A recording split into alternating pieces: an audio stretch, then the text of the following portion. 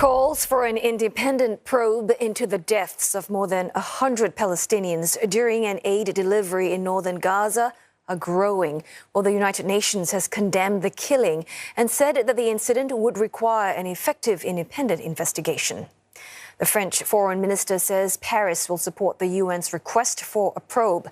President Emmanuel Macron has demanded truth and justice on the role of Israeli soldiers in the incident, and he has stressed the need for an immediate ceasefire that guarantees the protection of all civilian populations. Well, Germany says that it has asked Israel for a thorough investigation into the deaths, as well as an explanation on what led to the shootings. Israel is facing increasing global condemnation over the incident. Turkey has accused the country of committing a crime against humanity. Colombia scrapped an arms purchase from Tel Aviv. And China has urged relevant parties, especially Israel, to cease fire and end the fighting immediately.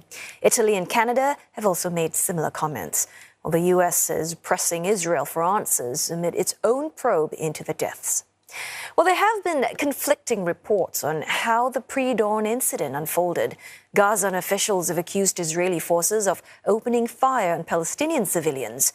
Israel has denied the allegations, claiming instead that a stampede caused the deaths.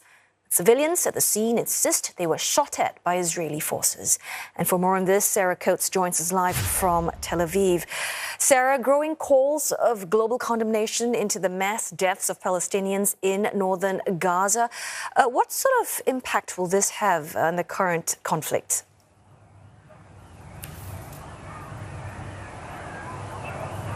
Hello, Ottilie. What this is really doing is just further highlighting the absolutely shocking, the dire humanitarian situation on the ground. It really shows that when this aid does come into the Strip, that it causes absolute chaos. Now, you did mention that those international reactions just continue to pour in. I'll bring you some of those. France says it's an unprecedented disaster.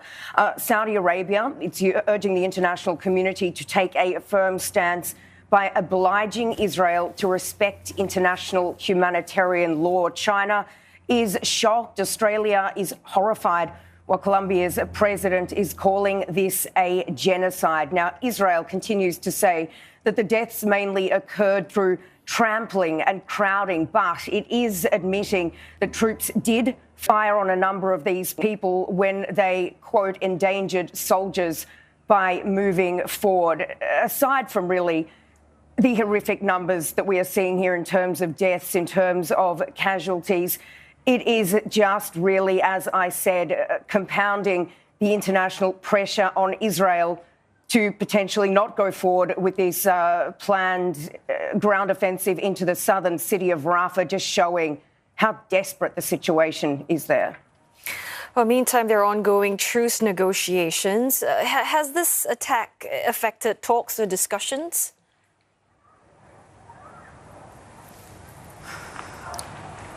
It certainly is. We heard from the US President Joe Biden. We do need to remember that he made those comments a little earlier this week, really showing a lot of optimism about these talks, saying that it could happen, this deal, by next Monday. He's now had a call with these two key negotiators, that is Qatar and Egypt, speaking to reporters after that, saying that he knows that the aid convoy incident will complicate these negotiations. We've also heard from the Israeli Prime Minister Benjamin Netanyahu.